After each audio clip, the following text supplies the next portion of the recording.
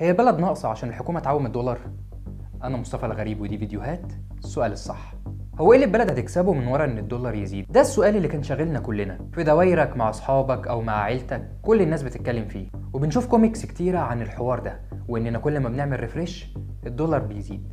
طيب هو ايه اصلا اللي وصلنا لهنا؟ كلنا طبعا عارفين ودي حاجه مش مستخبيه ان مصر كان عندها ازمه في توفير الدولارات في الفتره الاخيره، ويمكن ده اللي خلى السوق السوداء اسعار الدولار توصل فيها لارقام كبيره جدا، وكان في ناس بيلجأوا للسوق السوداء علشان يجيبوا دولارات لتخليص شغلهم، وكان في ناس بتجيبه علشان تخزنه وتضارب بيه وتكسب من وراه ارباح كبيره. يمكن خلال الايام اللي فاتت دي كلنا شفنا زياده اللي حصلت في السعر الرسمي للدولار في البنوك، بس انت تعرف ان الزياده دي كان ليها ايجابيات؟ ما تتصدمش هقول لك زي ايه. والكلام ده وفقا لبيان صادر عن الاتحاد العام للغرف التجاريه المصريه. بعد زياده الدولار دي حصل شلل تام للسوق السوداء للعملات الاجنبيه. مش بس كده، ده كان فيه عروض كثيفه للبيع ومفيش اي طلب للشراء، وده ادى لانخفاض السعر الموازي اللي هو في السوق السوداء، وبدا يقرب من السعر الرسمي اللي ارتفع في البنك المركزي. طيب هو ايه سبب الشلل اللي حصل في السوق السوداء للدولار ده؟ شوف باقي الفيديو وانا هقول لك. اتحاد الغرف التجاريه قال ان الشلل ده حصل بعد انهيار الطلب من القطاع الخاص، وده بسبب الافراجات المتتاليه اللي قامت بها الحكومه والبنوك خلال الفتره اللي فاتت، واللي تجاوزت 6.8 مليار دولار. والانفراجات دي تواجبت مع ارتفاع صافي الاحتياطي النقدي بحوالي 470 مليون دولار خلال ديسمبر، ده بجانب دفع مصر 2.5 مليار دولار التزامات خارجيه خلال نوفمبر وديسمبر،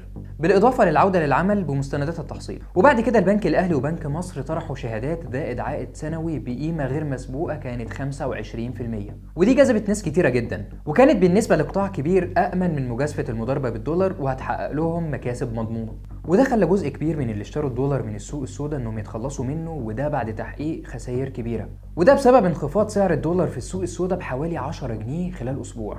برضو اتحاد الغرف التجارية أكد أن التكامل بين السياسات النقدية والمالية والتجارية بجانب استخدام البنك المركزي لآليات مستحدثة للحد من التضخم وتوالي الإفراجات عن مستلزمات الإنتاج والسلع هيكون لها آثار واضحة على استقرار الأسعار خلال الفترة القصيرة اللي جاية. وهنا السؤال الصح، تفتكر مصر ممكن تعمل إيه تاني علشان تواجه الأزمة الاقتصادية العالمية؟ سلام.